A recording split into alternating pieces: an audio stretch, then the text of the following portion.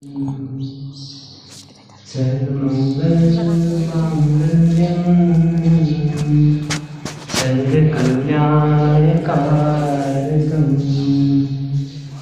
प्रधानं सर्वधर्माणां जैनं जयतु शासनं जैनं जयतु शासनम्। अंतातीत सिद्ध परमेष्ठी भगवान वर्तमान शासन नायक वर्धमान स्वामी की, मूल नायक 1008 भगवान श्री पद्म प्रभु स्वामी की, परम पूजनीय दीक्षा शिक्षा प्रदाता आचार्य भगवान गुरु शेख साठ विशुद्ध सागर जी महाराज की, सिद्धांत शास्त्र की जय बोले पूज्य गुरुदेव श्री आस्तिक सागर जी महाराज जी की, मुनि संघ की। बंधु, इस संसार में अनादि काल से जीव का अस्तित्व है, जीव का अस्तित्व था और जीव का अस्तित्व रहेगा।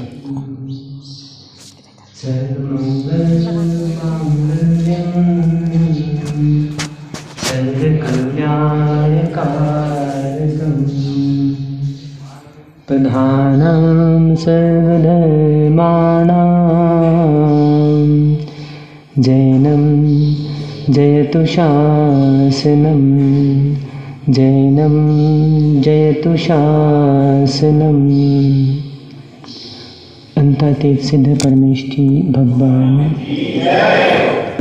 वर्तमान शासन नायक वर्धमान स्वामी की, मूल नायक 1008 भगवान श्री पद्म प्रभु स्वामी की, परम पूजनीय दीक्षा शिक्षा प्रदाता आचार्य भगवान गुरु शेख साठ विशुद्ध सागर जी महाराज की, सिद्धांत शास्त्र की जय बोले पूज्य गुरुदेव श्री आस्तिक सागर जी महाराज जी की, मुनि संघ की। बंधु, इस संसार में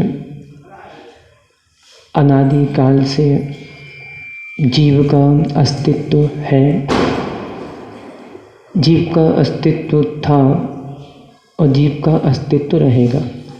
देखो, बातें नहीं करो,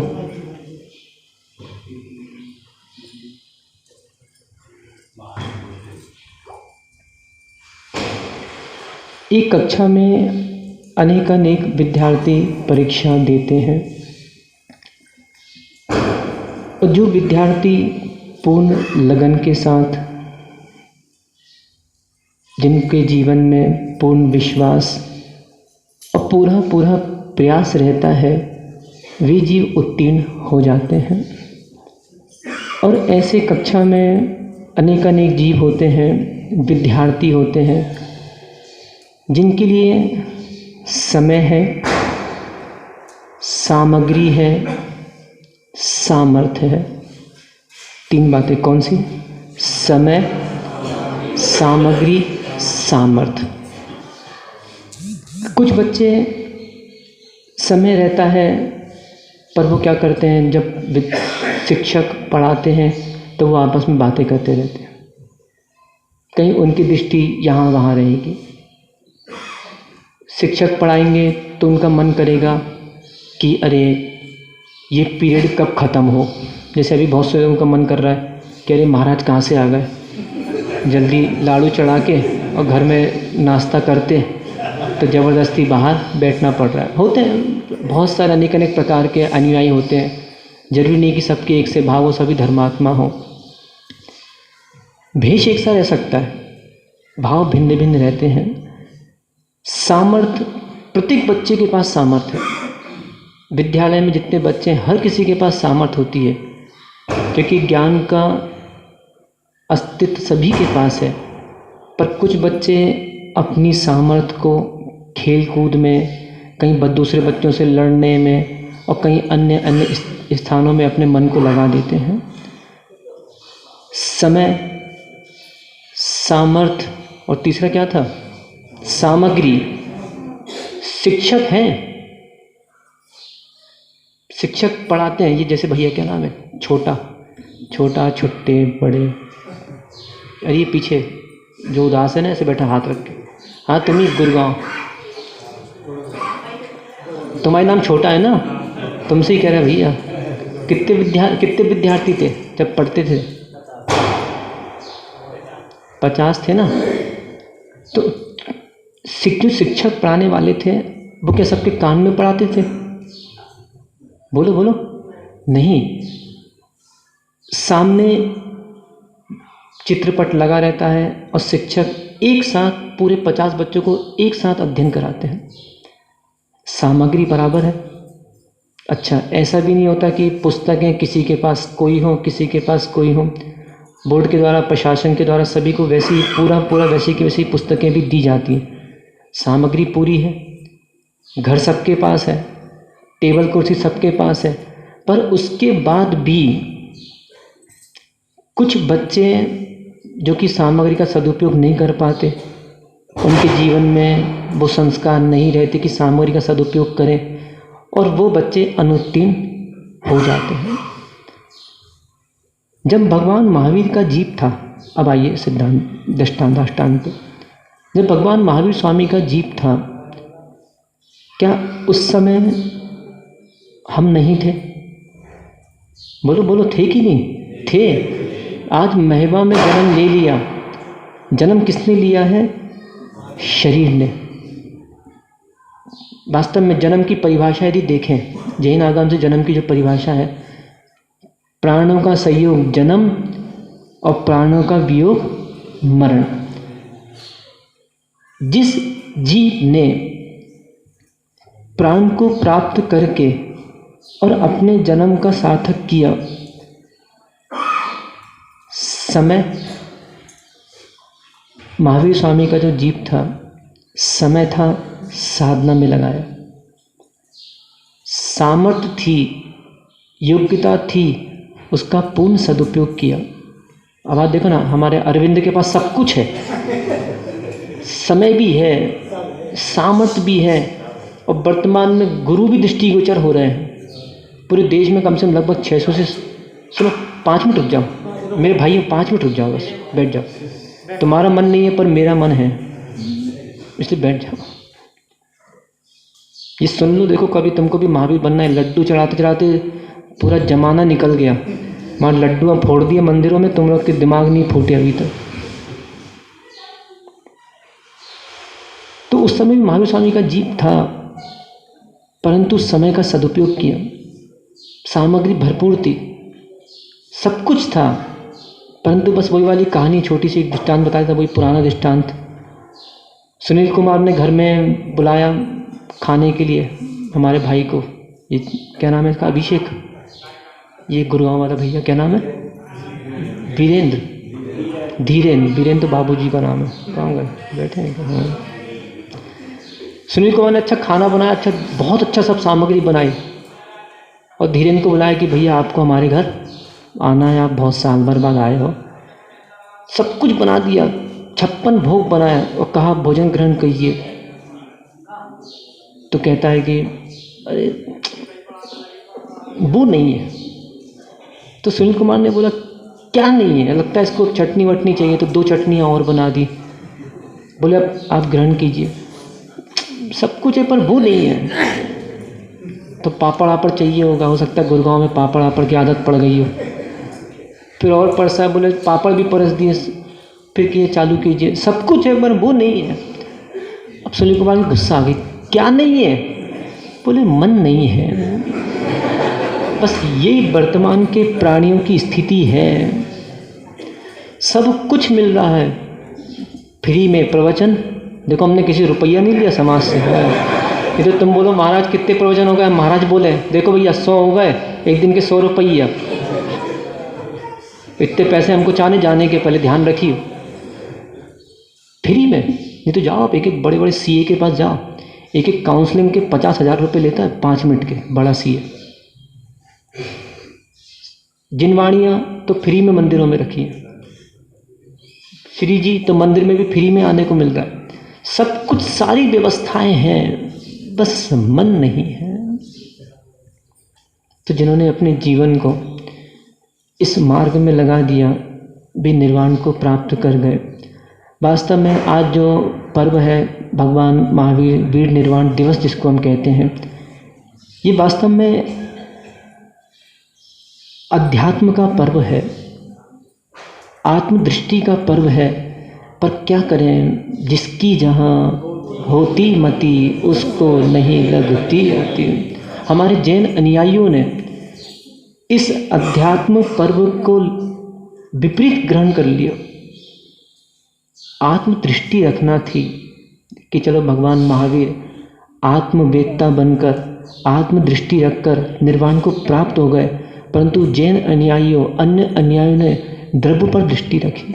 आज भी देखना ना, तराजू पूजेंगे, कांटे पूजेंगे, लुड़िया पूजेंगे, पता नहीं क्या क्या पूजेंगे।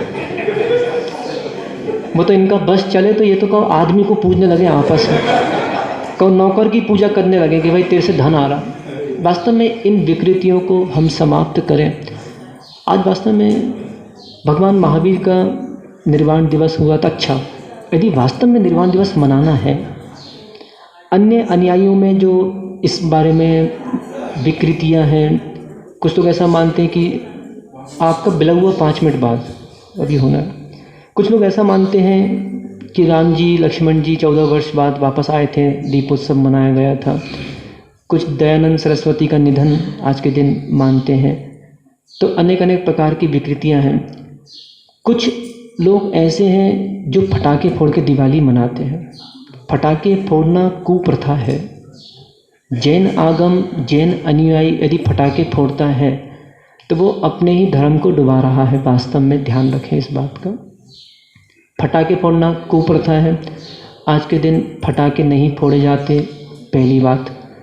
दूसरी बात, तराजू पूजना, लुड़िया पूजना, गोलक पूजना, ये सब पूजना, ये सब कुप्रथाएं हैं। ये सब जैन आगम स्वीकार नहीं करता। देखो आप लोग क्या कर रहे हो वो आपका विषय है, परंतु ये समझ ले नई पीढ़ी खासकर, देखिए पुराने बुजुर्ग जो हो गए उनको तो समझाना आज के समय में बड़ा दुर्लभ। उनके बाप नहीं समझा पाए तो हम कहाँ समझाएंगे। उनके बाप चलेगा उनको कहते कहते। मतलब जिन्होंने कुप्रथाएं चालू कर दी, मैं उनकी बातें कर रहा हूँ, तो हम तो कुछ कह नहीं सकते, मत समझा ही सकते हैं। क्योंकि देखो युवा पीढ़ी आज इस बात को समझे कि जो विकृतियाँ, जो कुप्रथाएं हमारे पूर्वजों द्वारा प्रारंभ हुई, वो कुप्रथाओं को आज विराम दे दें। क्योंकि ठीक है, पहले के लोग भले समझदार नहीं थे या फिर उनको इनकिन प्रकार ना अपनी परंपरा का पालन। हमारा तो ये कहा है, वीरो विश्वेश्वरो देवो अस्माकम कुल देवता, कि वीर, विश्व के वीर भगवान महावीर हमारे कुल देवता हैं। कुल देवता की पूजा करना है, भगवान महावीर की पूजा करो। चलो यहाँ तो खैर मेवा में बहुत अच्छा है, इतनी ज़्यादा विकृतियाँ नहीं है। नहीं तो बड़े बड़े शहरों में पता नहीं कहाँ कहाँ के कुल देवता। अभी कुछ दिन पहले एक खबर आई थी, मतलब एक कोई घर है कहीं पे, जहाँ भी घर है वो पता नहीं कहाँ की बात थी, उसमें कोई बूढ़ी दादी थी, कोई पुरानी। उन्होंने अपने गोदरेज की अलमारी में पता नहीं काय की पुतली का और क्या बनवाया था, पीतल की, भगवान जाने क्या थी वो, कौन सी देवी थी, कौन सा क्या था। और वो रख के चली गई और बोल गई थी कोई इसे छूना नहीं, और वो मर गई। वो रहस्य बता नहीं पाई पूरा। अब बेचारे उस घर के जितने सदस्य हैं, अब वो बेचारे डरे सहमे रह रहे हैं कि दादी कह गई थी इसे छूना नहीं तो मर जाए हो, छूना नहीं तो मर जाए हो, वो वाली बात हो गई। तो ऐसा कभी भी जो पुराने बुजुर्ग हैं वो इस प्रकार की कभी भी कुप्रथाओं को समाप्त करके जाना। तो आज वर्तमान में ये सब पूजाएं कुप्रथा में चली गई। दूसरा, कुछ लोग अपने घरों में नोटों की गड्डियाँ रखते हैं, चिल्हर पैसे रखते हैं, एक लाल साड़ी वाली का फोटो वो रखते हैं। ये सब इनको पूजना कुप्रथाएं हैं। अरे यदि लाल साड़ी वाली को पूजना तो अपनी पत्नियों को पूजो। कम से कम तुम्हारी पत्नियों ने तुम्हारी रक्षा तो करी, 20 साल से रोटियां खिला रही हैं, 50 साल से कपड़े धो रही हैं, तो हम उपकार के बदले इनकी पूजा कर दो तो वो ठीक है, कम से कम उपकार दृष्टि से पूजा कहलाएगी। परंतु लाल साड़ी वाली की पूजा करना, ये सब कुप्रथा में चला जाता है। कुछ ऐसे भी महानुयायी होते हैं आज के समय में, अपने घरों के पूरे दरवाजे खोल देंगे कि लक्ष्मी हमारे अंदर आई। कुत्ता काट लेगा, ज़्यादा मत घुसना दरवाजे, नहीं तो घुस के काटेगा अंदर। कोई ऐसे महानुयायी होंगे 50 बल्ब जला देंगे आज अपने घर में, 50, कि देवी आएगी तो उसको दिखे पूरा, कहीं ठोकर वोकर ना लग जाए उसको। ये सब कुप्रथाएं हैं। व्यक्ति का यदि भाग्य होगा तो उसके घर में लक्ष्मी लबालब झलकेगी, और व्यक्ति कितने ही कुछ कर ले, उसका भाग्य नहीं होगा तो 50 करोड़ रुपए भी कोई चुरा के ले जाएगा, उसको पता ही नहीं पड़ेगा। कर्म सिद्धांत की दृष्टि जिसकी नहीं है वो जीव इन कुप्रथाओं में जीवन जीता है। हाँ, केवल ज्ञान की पूजा, गौतम गर्धर को निर्वाण हुआ था, इस उपलक्ष्य में केवल ज्ञान की पूजा हुई थी। देवों द्वारा दीपावली, आवली मतलब कहलाता है पंक्ति। देखें इसके पर्यायवाची नाम है, दीपावली कह सकते हैं, दीपों की आवली, दीपों की पंक्ति। दीपदान, इसको क्या कहते हैं? दीपदान भी आज के दिन कहा जाता है। दीपोत्सव, दीप का उत्सव भी कहा जाता है। तो अनेक अनेक प्रकार के पर्यायवाची शब्द हैं। भगवान महावीर स्वामी ने कहा था जियो और जीने दो। इसका उद्देश्य ये था कि तुम भी जियो और दूसरे जीवों को भी जीने दो। पर धीरे धीरे जैसे जैसे जैन अनुयायी हुए तो इन्होंने जीने दो जो ये बात आई थी, ये बात इस उद्देश्य से भी ग्रहण करना है कि सभी जीवों को जीने दो। परंतु जैन समाज के हमारे अनुयायी आज रात्रि भोजन कर रहे हैं, बहुत निंदा की बात है। जीवों को जीने नहीं दे रहे। सबको पता है कि सूर्यास्त के 48 मिनट जैसे सूर्यास्त हुआ सूक्ष्म जीवों की उत्पत्ति हो जाती है। अच्छा, मेरा एक प्रश्न है आनंद से, रात को खाते क्या? नहीं खाते। कौन खाता है रात को? सब्बीर खाते ना? अच्छा, नहीं कोई बात। जो रात को खाते, निक्कू पीछे कौन छुपा रहा है? चेहरा दिखा ना। स्वप्निल, देखो ये मुंडी मत हिला, 7 बजे भी खाने वाला रात को खा रहा है। कोई ये ना सोचे कि महाराज जी हम 7 बजे हमारा रात्रि भोजन त्याग है। देखो ऐसी विकृतियाँ समाज में मत फैला, अच्छी बात नहीं है। बहुत से लोग क्या करते हैं मैं बताऊँ, जैसे किसी ने माना 7 बजे तक भोजन कर लिया तो वो क्या कहता, हमारा रात्रि भोजन त्याग है। तो भैया ऐसा मत कहो, कोई बात नहीं। आपको यदि 7 बजे तक का नियम लेना है, आप ये कहो कि हम 7 बजे तक भोजन ग्रहण करते हैं। क्योंकि यदि बड़े लोग भी ऐसा कहेंगे रात्रि भोजन हमारा त्याग है 7 बजे तक, तो बच्चे भी ये क्रिया चालू करेंगे। वास्तव में रात्रि भोजन त्यागी कौन? सूर्यास्त के 48 मिनट पहले जिसने हाथ धो लिया। जैसे मान लीजिए अभी वर्तमान में लगभग 6:30 सूर्यास्त का समय, चलिए 6 बजे मान लीजिए लगभग, तो 5:10 पे आपको हाथ धो जाना चाहिए, तब आप कहलाओगे रात्रि भोजन त्यागी। अब बोल दो महाराज जी 5:10 पे तो, अजित भाई 5:10 पे तो महाराज जी हमारे गुटके का समय है, हमारी खाने का समय नहीं है। तो विचारणीय विषय, देखें बात गंभीर है कि आज हम इतने देखो धोती दुपट्टा पहन के, कुछ महान पुण्यात्मा आए हैं, कुछ कम पुण्यात्मा शर्ट पैंट पहन के आए हैं। अब ये महान पुण्यात्मा नहीं, क्योंकि जो थोड़ा इनके भाव नहीं बने धोती दुपट्टे के, तो थोड़े कम पुण्यात्मा। और जो नहीं आए, अब वो उनको तो क्या कहें, वो कौन है, जो भी हैं। तो हम इस बात पे गंभीरता से विचार करें कि आज हम भगवान महावीर का निर्वाण महोत्सव मनाने आए हैं, दीपक जलाने आए हैं। डॉक्टर साहब सुन रहे का? हाँ, प्याज खाना छोड़ो, बहुत उम्र हो गई अब। तो ये विचार करें कि भाई इतने साल व्यतीत हो गए हैं और भगवान महावीर का निर्वाण दिवस हम मना रहे हैं, तो क्या हम भगवान महावीर का अनुयायी बनने के साथ साथ उनके नाम की खा रहे हैं? वास्तव में देखा जाए तो आज प्रत्येक प्राणी भगवान की भक्ति करी थी, सब कुछ किया था, तो आज उसके घर में सब कुछ संपन्न है। परंतु क्या उनके बताए गए मार्ग पे हम चल रहे हैं क्या? चलो एक छोटा सा प्रश्न मैं कर रहा हूँ, यहाँ जितने सभा में लोग बैठे, बस समाप्त कर रहा है, क्योंकि अपने को निर्वाण दिवस भी बनाना है और लोगों को नाश्ता भी करना है। नहीं, वो ज़रूरी है नाश्ता। माँ जी हमारा आपसे भले वास्ता हो चाहे ना हो, पर हमारा नाश्ते से ज़रूर वास्ता है। सुने ईमानदारी से, कितने लोग यहाँ बैठे जो भगवान महावीर की वाणी के अनुसार चल रहे हैं? सोचो, मैं युवा पीढ़ी से कह रहा हूँ, जो युवा पीढ़ी 9-9 बजे तक सो रही है और अब तो सोने का समय आ रहा है। जैसी दिवाली गई अब सोने का समय भरपूर आ रहा है, अच्छी धूप निकलेगी 8-1 बजे, तो बच्चे बिस्तर से पूछेंगे मम्मी धूप निकल गई क्या? तो मम्मी बोलेंगी हाँ बेटा। तो चाय लेके वो छत पे जाएंगे, वहीं चाय पिएंगे, ब्रश करेंगे। तो जो लोग घरों में सो रहे हैं उनसे मेरा कहना है कि देखो, भगवान महावीर के अनुयायी हैं और भगवान महावीर ने छठ आवश्यक का पालन करने के लिए गृहस्थों से कहा था कि पहले आप दान पूजा करो, उसके बाद आप अपनी पेट पूजा करो। पर श्रावक ने क्या कर दिया, इसको उल्टा कर दिया। पहले क्या करता है, पेट पूजा, और फिर क्या करता है, काम दूजा, कि भगवान महाराज अब हम पहले इतनी सेना हमारी नहीं बची।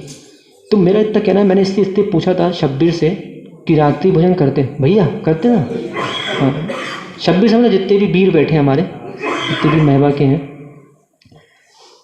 तो इस पर ये विचार करना होगा जिनके मन में ये भाव आ गया कि रात्रि में रोटी नहीं खाएंगे तो हमारा जीवन नहीं चलेगा, तो वो साधुओं को देख लें कि जिन्होंने 10 बजे 10:30 बजे अपना भोजन पानी छोड़ दिया, वो कैसे जी रहे हैं, विचारणीय विषय। और जो रात्रि में भोजन कर रहा है उसके साथ देखें, एक वैज्ञानिक भी है कि यदि रात में भोजन कर लेगा जठराग्नि मंद पड़ जाती है। वे तो पुण्यात्मा जो रात को दूध पीने के बाद सुबह जंगल उनकी 2 मिनट में निकल जाए, वे महान पुण्यात्मा है। तो जिसने दूध पी लिया 6 घंटे दूध पचाने में लगते हैं, अन्न पचाने में 3 घंटे लगते हैं। अब मानो किसी ने दूध पी लिया रात को, अब उसका दूध पचा नहीं, तो बेचारे सुबह संडासे में जाके ऊआ चिल्लाता वो घंटों घंटों, उसकी निकलती नहीं। अब कब्ज हो गया, अब कब्ज की बीमारी हो गई। इसका कारण कौन बना, वो स्वयं। तो विचार नहीं, अरे 5 बजे दूध पी लो ना, किसने मना किया? ठीक है, समझ रहे हैं, जब तुम बच्चे थे, पहले जब बच्चे थे तो अरविंद भाई बुद्धि नहीं थी तो कोई बात नहीं, रात को भी रोना आ जाता था तो माँ रात को 12 बजे भी दूध पिला देती थी, कहीं 10 बजे दूध पिला देती थी। पर अब तो समझदार हो गए ना, अब तो समझदार हो गए ना। अच्छा, एक छोटा सा प्रश्न कर रहा मैं बीच बीच में, कितने लोग समझते हैं कि हम समझदार हैं? अरे बाबू भैया, समझदार नहीं है? कितने लोग समझते हैं कि हम समझदार हैं? अबीर चंद जी, समझदार नहीं हो? हैं? समझदार हैं ये वास्तव में विचारणीय विषय है। प्रयास करके देखें, हम प्रयास करके देखो। यहाँ कोई ऐसा कोई ये भी नहीं कि किसी से कोई जोर जबरदस्ती हो, स्वयं आगे बढ़ने का प्रयास करें। मैं बताता हूँ संचित में कैसे करें। मान लीजिए कोई व्यक्ति 9 बजे भोजन कर रहा है, वो अपने आप को 8 बजे भोजन करने का प्रयास करे। पानी रख लो अपने पास, जब 1 घंटे पानी से निकल जाए और 8 बजे भोजन कर रहा है वो व्यक्ति, धीरे धीरे हफ्ते 10 दिन निकल जाए, 8 से वो 7 बजे तक भोजन करे, फिर पानी भली छूट रख ले, कोई बात नहीं, फिर वो पानी भी छोड़ दे और फिर 7 के पहले 6 तक आओ, 6 तक भोजन करो, तो देखना धीरे धीरे अपने आप इतना अच्छा अभ्यास हो जाएगा कि उसकी कोई सीमा नहीं होगी। दूसरी बात, सबसे बड़ी बात जो महावीर स्वामी ने कही थी, आज देखें भाई वीर निर्वाण दिवस है और उनकी बातें याद दिलाना बहुत आवश्यक है। महावीर ने कहा था कि अभक्ष सेवन मत करो, बैंगन मत कहो, मत खाओ। अब आज देखो ना, बिना प्याज के हमारे जैनियों के घर में बिना बघार के दाल में आनंद नहीं आता, बिना प्याज के बघार के सब्जी स्वादिष्ट नहीं लगती। विचार नहीं, बिना हमारी युवा पीढ़ी को बिना मोमोज के हफ्ता नहीं निकलता, मैगी के लिए तो बिल्कुल जीभ लबलबा रही है। विचारणीय विषय है। हमारा आनंद सोच रहा है महाराज फालतू आप यहाँ से बोलो मत, किसी को कोई फर्क नहीं पड़ना, लड्डू चढ़ा दो और हमको घर जान दो।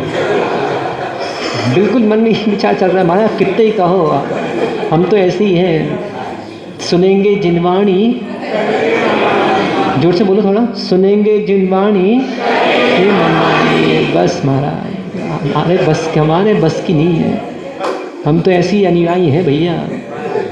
तो तो देखें भगवान महावीर का निर्वाण दिवस है, 2 दिन का योग निरोध करके भगवान महावीर ने कार्तिक कृष्ण अमावस्या के दिन निर्वाण की प्राप्ति की।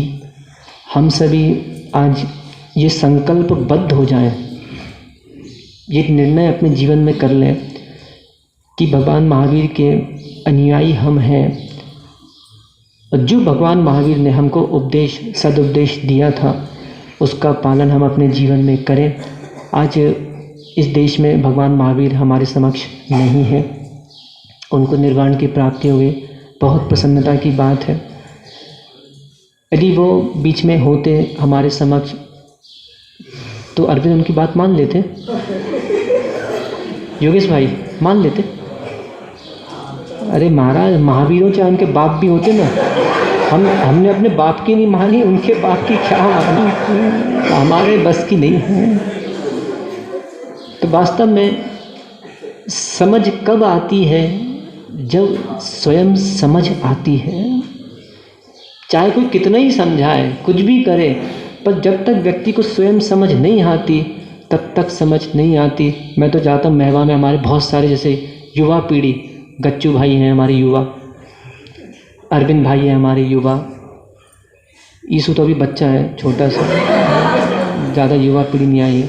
हमारे विकास युवा हैं, बिंटू भाई हमारे युवा हैं, चंचू तो और बहुत अभी पैदा ही नहीं हुआ, चंचू तो अभी जन्म नहीं हुआ चंचू का। तो ये हमारी जितनी युवा पीढ़ी है, तो ये चाहें 2 मार्ग हैं,